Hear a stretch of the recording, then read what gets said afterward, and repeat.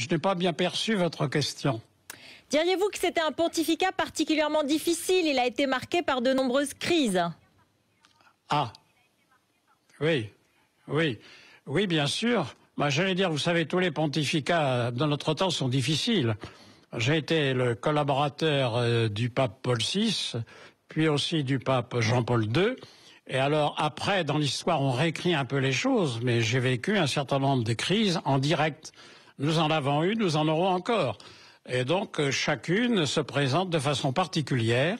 Et donc, effectivement, il est important qu'il y ait, pour diriger la barque de Pierre, comme il le dit, le gouvernement de l'Église, un homme qui soit en pleine possession de toutes ses forces.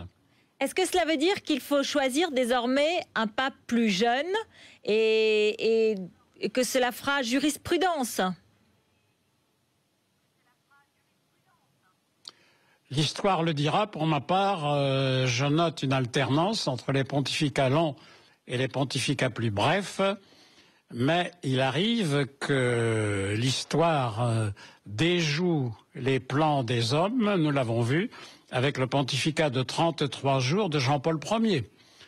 Mais donc, il est tout à fait naturel que ceux qui ont la charge de l'élection se préoccupent de, de trouver, bien sûr toujours dans la prière, l'invocation de l'Esprit Saint, mais aussi les consultations normales, la personne qui l'apparaît la plus apte, dirons-nous, à affronter ces défis que vous venez d'évoquer et qui sont légion. À cet instant, les traditionalistes lefébristes expriment leur gratitude envers Benoît XVI.